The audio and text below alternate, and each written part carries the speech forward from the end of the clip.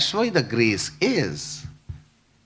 अनुग्रह कोई पाप क्षमा मात्र के लिए नहीं है, अनुग्रह केवल शादी होने के लिए नहीं है। अरे साहब परमेश्वर को धन्यवाद हो, हम बिल्कुल 5 रुपए कमाते थे, हमारा छोटा सा टपरा था, खुदा बाप ने खूब आशीष दिया, हमने घर बनाया, प्रभु ने इसी घर में हमको 3 बच्चे दिए, उनकी शादी विवाह कर ली और वो बाल बच्चे हो गए, एक अमेरिका में, एक लंदन में, एक धरती को प्यारा हो गया, परमेश्वर का धन्यवाद हो, बहू रानी भी अच्छी मिली, नाती पोते, प्रभु ने खूब आशीष दिया। ये पूरा परिवार जा कहां रहा है बिना कपड़ा पहन के? This is not the blessing. हमको परमेश्वर ने कार की आशीष दिया, परमेश्वर ने हमको पोते की आशीष दिया, परमेश्वर ने नए घर की आशीष दिया। मुझे समझ में नहीं आता, तुमको नया घर की आशीष मिला तो चोर और चक्के जो 5 मंजिला बनाए हैं उनको कौन आशीष दिया? तुम ही बताओ। तुम्हारा तो 1 ही मंजिला बंगला है, फ्लैट में रहते हो, उनका तो जमीन में घर है, मल्टी स्टोरीज है, उनको कौन आशीष दिया? The materialism is not the blessing. ऐसे तो चोर और चक्के भी हमसे ज्यादा धन पाए हैं, हैं? हमने मारुति क्या खरीद ली, सोचते हैं फालतू की बात मत करना, उनके पास तो मर्सिडीज है, भूतों को अगरबत्ती देते हैं, तुमको कौन दिया? इसलिए रोटी, कपड़ा, मकान, धन दौलत के आधार को आप ये मत कहना कि परमेश्वर ने आशीष दिया है। उनके भी दर्जन बच्चे थे, सब अमेरिका लंदन में हैं। हम तो वहां जाके नौकरी करते हैं, वो तो वहां जाकर के मल्टी स्टोरीज बिल्डिंग बना के व्यापार कर रहे हैं। हम तो सरवाइव करते हैं। होम देयर बिले, कौन है जो उनको आशीष दे रहा है? आशीष ये नहीं है। आशीष वास्तविकता में जिसकी जिंदगी के ऊपर भिखारी वस्त्र को उतार करके राजा के घर में टेबल में खाने लायक जिन वस्त्रों के लिए परमेश्वर ने उम्मीद की है, इस तरीके के वस्त्रों के धारण करने वाले को आशीषित कहते हैं। आशीषित वो है जो गाली नहीं बकता, आशीषित वो है जो गंधा नहीं देखता, आशीषित वो है जो किसी की सड़ी गली बातें सुनता नहीं, आशीषित वो है जिसकी कल्पनाओं में खुदा का सिर बैठा रहता है। मुझे सिर रखने की जगह नहीं कल आपने सुना होगा, तो हमारे सिर में प्रभु की सिर को आने को जगह ही नहीं है, क्योंकि मोबाइल का भूत जो बैठा है, गर्लफ्रेंड बैठी है, बॉयफ्रेंड बैठा है, प्रभु का सिर आके करेगा भी क्या? आशीषित वो है जिसके सिर में प्रभु ने अपना सिर रख दिया है। They are the blessed. जिसकी जीभ कंट्रोल में है, जिसकी आंखें नियंत्रण में है, वो है आशीषित। कार जमीन जायदाद आशीष नहीं होती। अंत के दिनों में लोग, एक ग्रुप के लोग निर्मल, स्वच्छ, निर्मल और उजले हो जाएंगे, और दुष्ट लोग दुष्टता ही करते रहेंगे, और दुष्टों में से कोई ये न समझ पाएगा। जिसके पास बुद्धि हो वही दानियल की कहानी समझ पाएगा। यदि प्रजा के ऊपर सताव का तांडव चल रहा है, इसका मतलब है हम कहीं ना कहीं वहां पहुंच गए। खैर, हमें समय बनाने में भटक जाते हैं, कोई बात नहीं, की भी जरूरत है, क्योंकि हम पहले बोल रखे हैं हम सिस्टमेटिक नहीं हैं, परंतु ऑटोमेटिक है। जहां जहां चोट हिट लग रहा है ना, वो सब प्रभु का निर्देश है, हमको बना के नहीं आए संदेश। आज आपके लिए हम एक पद पढ़ना चाहते हैं और उसका उपाय भी हम देखेंगे। मैं आपके लिए पढ़ूं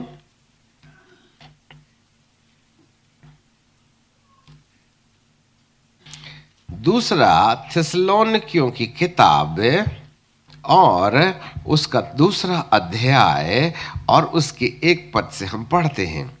2 थिस्सलुनीकियों चैप्टर 2 एंड वर्स 1। हे भाइयों, निकाल लीजिएगा सब लोग। 2 थिस्सलुनीकियों 2 अध्याय 1 पद से, वहां ऐसे लिखा हुआ है।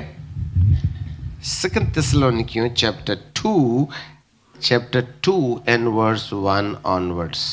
यहां लिखा है, हे भाइयों, हम अपने प्रभु यीशु मसीह के आने और उसके पास अपने इकट्ठा होने के विषय तुमसे विनती करते हैं।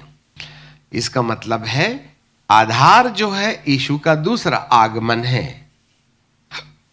जरा ध्यान दें, आधार जो है यीशु का दूसरा आगमन है। हे भाइयों, हम अपने प्रभु यीशु मसीह के आने और उसके पास अपने इकट्ठा होने के विषय में तुमसे विनती करते हैं कि किसी आत्मा या वचन या पत्री के द्वारा जो मानो हमारी ओर से नहीं, यह समझकर प्रभु का आना पहुंच चुका है, तुम्हारा मन अचानक अस्थिर न हो जाए और न घबरा जाए। दूसरा थिस्सलुनीकियों 2,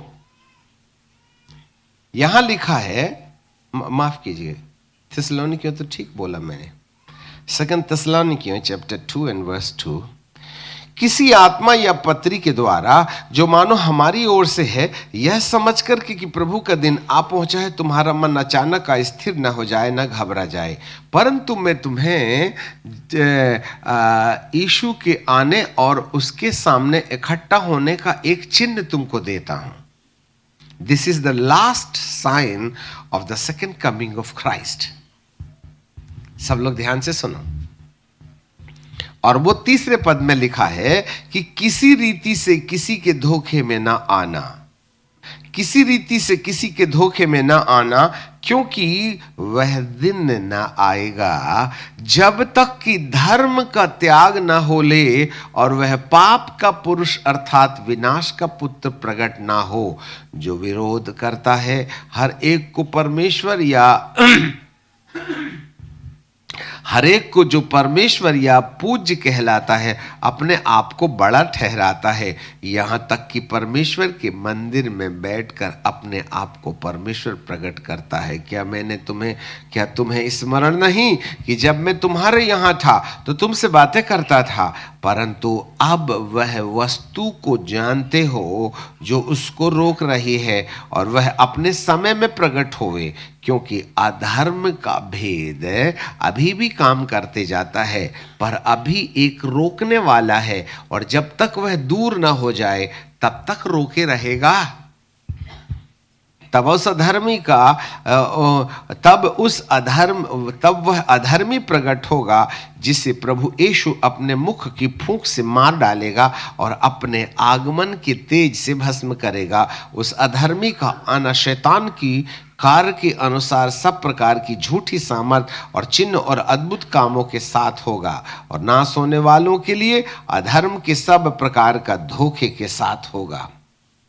क्योंकि जिन्होंने, अब अंडरलाइन कर लेना, क्योंकि जिन्होंने सत्य के प्रेम को ग्रहण नहीं किया जिससे उनका उद्धार हो सकता था। हमारे पीछे बोलिए, सत्य के प्रेम को ग्रहण नहीं किया जिससे उनका उद्धार हो सकता था। तो हमारा उद्धार कहां है? सत्य के प्रेम में।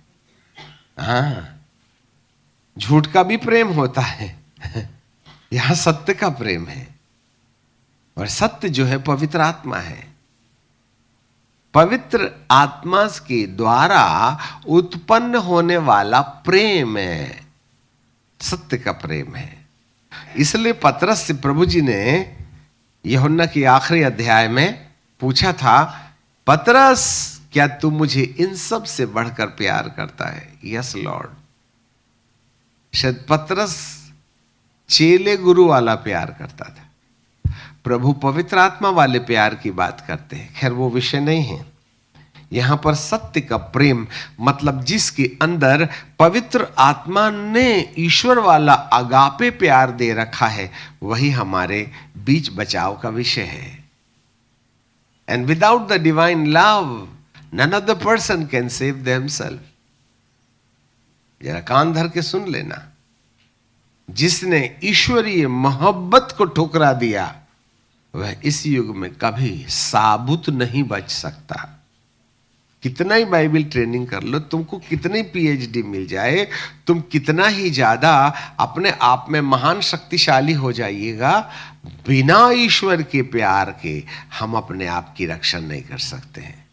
तुमको जितनी पीएचडी करनी है, मेरे पास इतनी ढेर सारी पीएचडीज हैं, इतने ढेर सारी डॉक्टरेट है, एक नहीं तीन तीन चार चार डॉक्टरेट है, ऐसे ऐसी डॉक्टरेट की डिग्री हैं, पर एक भी भूत नहीं भागता उससे, बल्कि और आते हैं। समझ रहे हैं बात को? ईश्वर का प्रेम आपका सबसे बड़ा कवच है, और वो हर किसी को मिल सकता है। इसके लिए कोई बाइबल ट्रेनिंग लेने की जरूरत नहीं। घुटना बाइबल ट्रेनिंग में चले जाइए, वो आपके घर में ही बन जाता है ट्रेनिंग प्रोग्राम। यदि सही तरीके से हम परमेश्वर के अनुग्रह और पवित्र आत्मा का सदुपयोग करने लगे। कई लोग पूछते हैं, अंकल जी सब तुमको कहाँ से पता चल जाता है? मैं क्या बताऊं कहाँ से पता चल जाता, हम तो बहुत देहाती आदमी हैं, गांव के रहने वाले। 4वीं में फेल, 5वीं में फेल, 8वीं में सप्लीमेंट्री, 12वीं में सप्लीमेंट्री, 4 साल फेल होकर मैट्रिक पास हुए थे। इतने बुद्धिमान थे हम। नहीं समझे बात? किसी को बताना नहीं हम इतने थर्ड क्लास हैं, ठीक है? क्योंकि लोग बहुत इज्जत करते हैं ना, ये तो कमाल ऊपर वाले का ना है।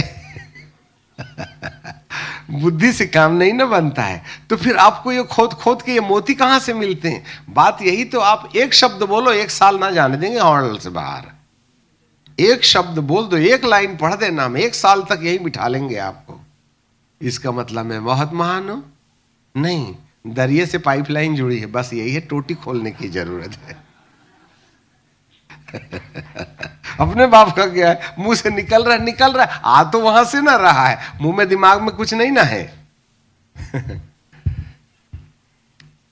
तो आप मुझसे पूछेंगे आखिरकार तुमको ये मिला कहां से? तो मैं आपको एक बात बताऊंगा, मिला यहां से है, ठीक है? प्रकाशित वाक्य किसने लिखा?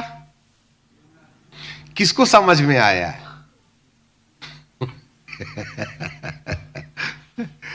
प्रकाशित वाक्य किसने लिखा? यूहन्ना ने। कितनों को समझ में आया? सब मुंह कहेंगे पल्ले नहीं पड़ती, ठीक है? वो था कौन? ये वो चेला था जो प्रभु यीशु की छाती में सिर रखता था, क्या नहीं थी उसके पास? सबसे ज्यादा करीब रह के सुनता था। अब तुमको पीछे बैठने की आदत है तो मैं क्या बताऊं? गुस्सा मत होना, इसलिए आगे बैठने के लिए मरे जाओ आप, तो पीछे मत बैठना। अब पीछे कई बार हम इसलिए बैठते हैं जिससे कि पतली गली से हम यही हैं, आप गायब। भागने का रास्ता रहता है। गुस्सा मत होइए, मजाक करने की आदत है। अब कुर्सी लगी ही तो बैठना तो पड़ेगा ही ना। परंतु यूहन्ना जो था वो सबसे करीब करीब रहता था, इसलिए तो बछड़ा मां के करीब करीब रहता है। क्यों? हाँ, अरे भैया, ये पाला हुआ बछड़ा अपनी मां के गाय का बछड़ा जो है वो मां के पास रहता क्यों है? मेरा माल कोई नहीं खाना चाहिए। उसको उन 11 चेलों से कोई लेना देना नहीं था। फ्रेश वाली आवाज सुनूंगा, ये हल्ला करते हैं, डिस्टर्ब करते हैं, प्रभु का वचन भी सुनते हैं और साथ में मूंगफली भी फोड़ फोड़ के खाते हैं, इसलिए मेरे को करीब रहने दे। ये पाला हुआ बछड़ा है। इसलिए इसी चेले को प्रभु बार बार कहते थे जिससे प्रभु प्यार करता था।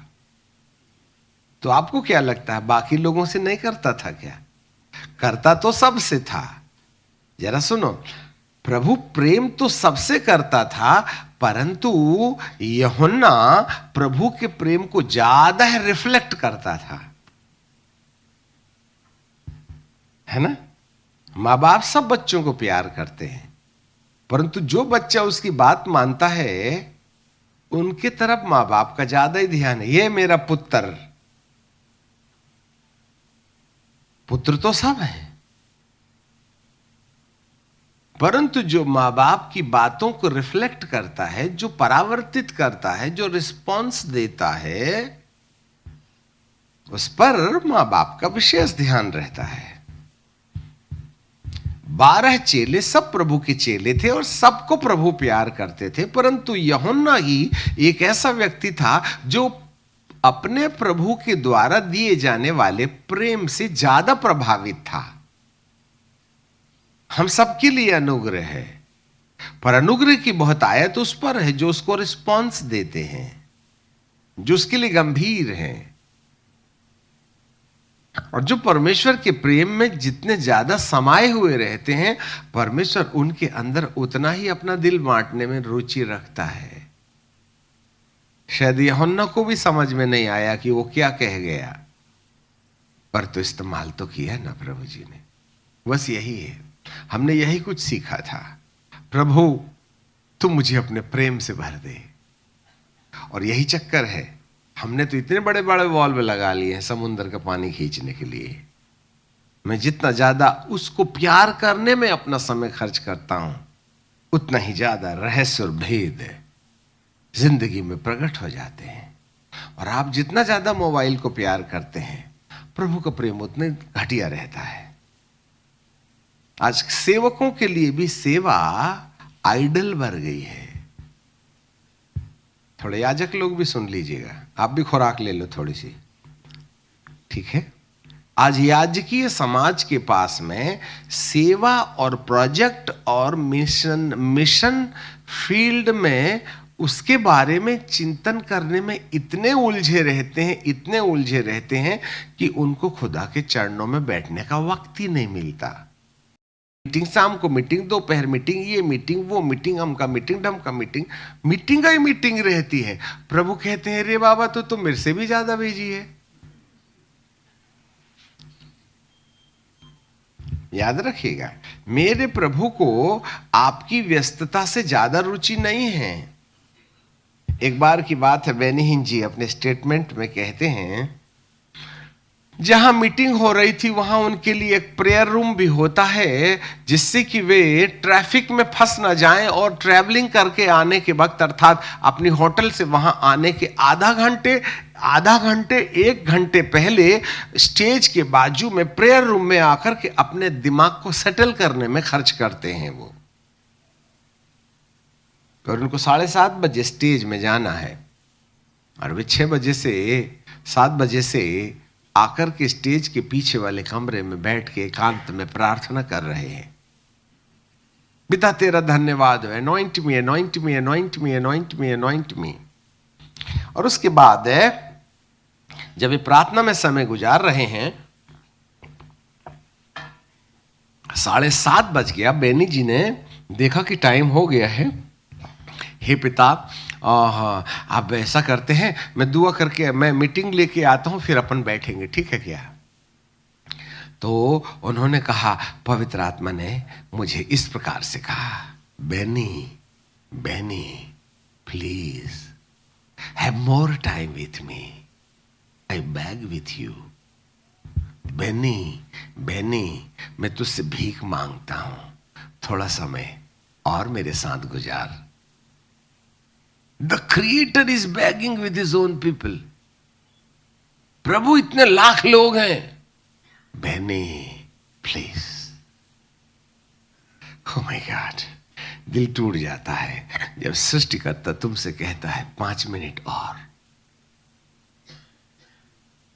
इसका मतलब है उसे तुम्हारे द्वारा हजारों को सुसमाचार सुनाने से ज्यादा रुचि तुमको तुम्हारे अपने परमेश्वर के चरणों में बैठने से उसको रुचि है। वही तो नहीं है आज हमारे पास, इसलिए थियोलॉजिकल मैसेज देते हैं। ये किताब निकालेंगे, वो आजकल तो टैब आ गया है, कौन सा रे दुआ ही नहीं किया, अच्छा कौन सा सबसे पावरफुल है, हाँ 18 नंबर वाला, क्लिक किए, चालू अंधाधुंध चगला चगलाया भोजन खिलाते हो तुम। इनको पेट दर्द है, सिर में मालिश कर रहे हैं हम।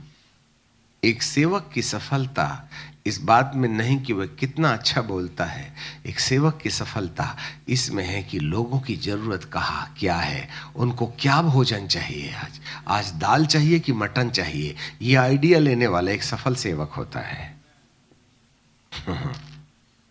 Praise the Lord. उसके लिए समय मांगता है, और उसके लिए हमारे पास समय है नहीं। हम तो अपने स्केड्यूल में लगे रहते हैं, हमारा अपना अपना टाइम टेबल है।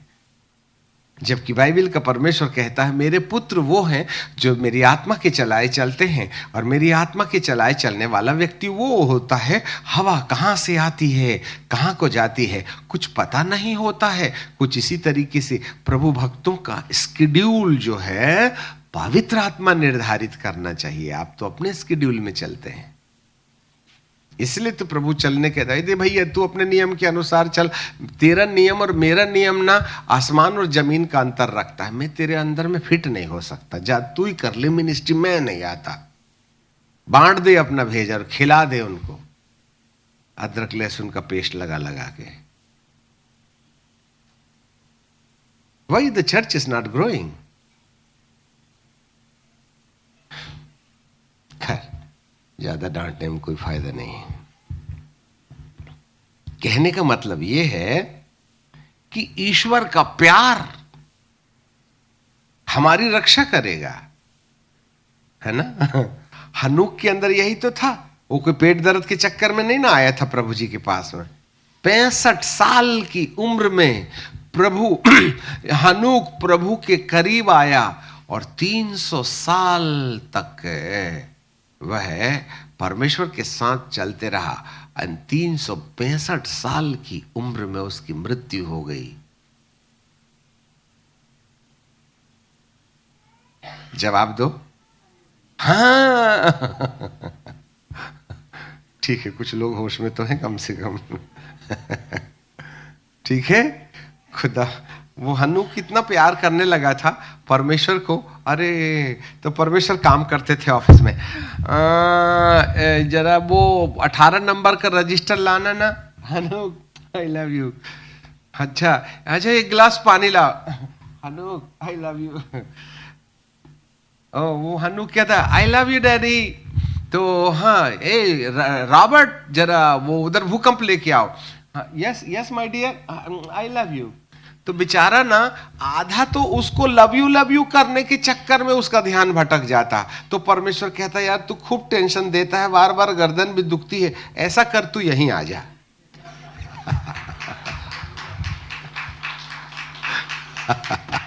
उधर झांकने की जरूरत नहीं, तू यहीं बैठ जा। अरे अरना मरना छोड़, जब दिल लगा मेंढकी से परी भी क्या करे।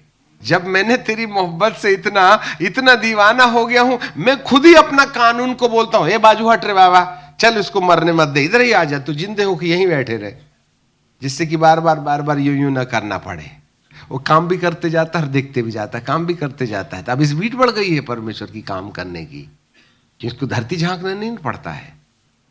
अब तुम्हारा यदि किसी के साथ जिगी जिगी हो जाए तो सपने में आता कौन है तुम्हें बताओ। Oh my God. हाँ, पत्ते में वो दिखे, खाने में वो दिखे, नदी में वो दिखे, पहाड़ में वो दिखे, क्यों बिक गए ना अपन। खुदा बाप भी तो मजबूर है, उसका भी तो जज्बात है, उसका भी तो दिल है ना, वो पत्थर का बना है क्या। तो यूहन्ना ने इसी चक्कर में तो प्रभु जी के माथे को खराब करके रखा था। मरने के समय भी कहा देखिए तेरी माता है और ये तेरा बेटा है, और कोई नहीं मिला उसको पानी में चलने वाला है। चमत्कार करने वाले की तरफ तो ध्यान ही ना है, वो तो उसकी तरफ देख रहा है जो उसको प्यार करता था। यूहन्ना के हाथ में सौंप दिया माता की जवाबदारी। 11 और कहां थे, पतरस भी तो चला था पानी में, अरे यूहन्ना तो नाव में था। क्यों प्रकाशित वाक्य प्रकट किया, जो अपने परमेश्वर को दिल की गहराई से ईश्वरीय आत्मा से वसीभूत होकर के प्यार करना शुरू कर देते हैं, खुदा उनके सामने अपने दिल का दरिया खोल देता है। That is the reason. समझ में आ गया बात। इसके लिए पीएचडी करने की जरूरत नहीं है, कमरा बंद करके घुटने टेको, रात को 12 बजे से 3 बजे उठ के दुआ करो, फिर देख लेना, इतना मजा आएगा कि पूछो मत। अब आप बोलोगे रात के 12 बजे से 3 बजे तक क्यों, बोले उसी समय तो समझ में आता कि तुमको अपनी नींद से प्यार है या मुझे प्यार है। जबकि रात के 12 बजे चाहे 3 बजे, अमेरिका की यहां की रात के 12 बजे, तो वहां तो दिन के 12 बज गए। तो क्या कोई सैटेलाइट से कनेक्शन हो जाता है क्या? नहीं होता है। हमारी निद्रा के ऊपर विजय पा करके जब हम खुदाई मोहब्बत के आधार पर अपने सुख का त्याग करते हैं, यही तो बातें परमेश्वर को हमारी ओर आकर्षित करती हैं ना। नहीं तो रात को क्या रखा हुआ? कुछ नहीं रखा हुआ। आप रात के 12 से 3 प्रार्थना कर सकते हो तो उठ के बताओ फिर।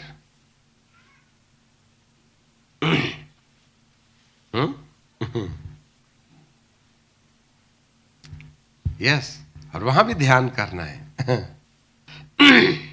खैर, बात आगे बता दी। कहने का मतलब यह है कि जिस प्रेम के द्वारा हमारा उद्धार हो सकता था, यही प्रेम है जिसको लोगों ने ठुकराया।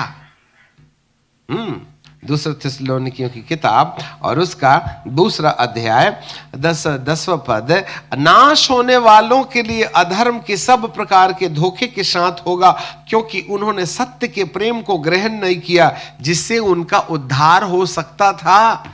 जहां प्रकाशन है, जहां दान वरदान है, जहां सेवकाइयां हैं, सफलताएं हैं, जो प्रभु को जितना ज्यादा प्यार करता है उसकी सेवकाई में उतना ही ज्यादा सफलता मिलती है। हाँ मेरे प्रियो, बाइबल का परमेश्वर कहता है इन सब बातों के पीछे एक रहस्य है, और वो रहे 3 पद में लिखा है, किसी रीति से किसी के धोखे में नहीं आना, न वह दिन नहीं आएगा। कौन सा दिन नहीं आएगा? प्रभु यीशु मसीह के दोबारा आने का वह दिन नहीं आएगा जब तक कि ये वाली घटना न घट जाए। क्या? धर्म, अर्थात धर्म नहीं है यहां पर, धार्मिकता है, राइचियसनेस है। धार्मिकता का जब तक त्याग ना हो ले, और धार्मिकता ही है जब कभी किसी जिंदगी के ऊपर धार्मिकता बनी रहती है, पाप के पुरुष को उदय होने का मौका नहीं मिलता है। पाप के पुरुष का तोड़ धार्मिकता है।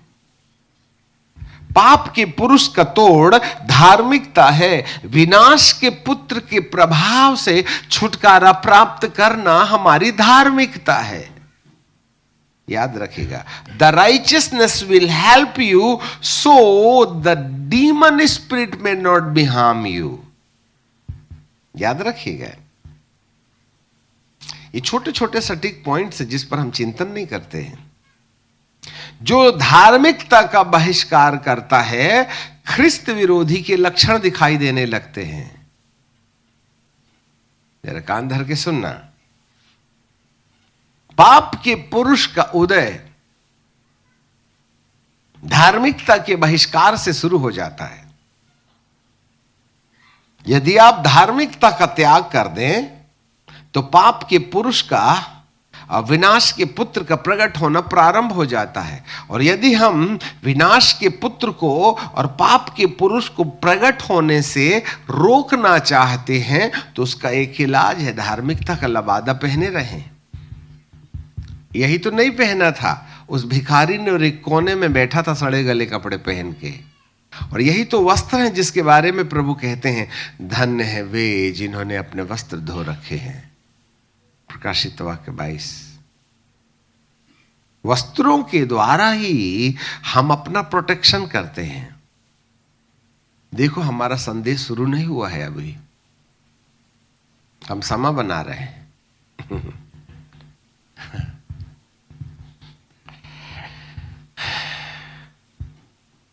आपको मालूम होवे, इसको कहते हैं ख्रिस्त विरोधी। यीशु विरोधी नहीं है, ये मसीहा विरोधी है। एंटा क्राइस्ट, एंटी क्राइस्ट के विरुद्ध। उसको यीशु से ज्यादा लेना देना नहीं है, उसको मसीहा से ज्यादा लेना देना है। यीशु एक व्यक्ति है, यीशु एक व्यक्ति है और मसीहा एक व्यक्तित्व है। Jesus is the person, but the Christ is a divine personality. वह व्यक्ति से नहीं, व्यक्तित्व से डरता है। व्यक्ति तो कोई भी हो सकता है, परंतु व्यक्तित्व प्रभाव डालता है। हर एक व्यक्ति है। पौलुस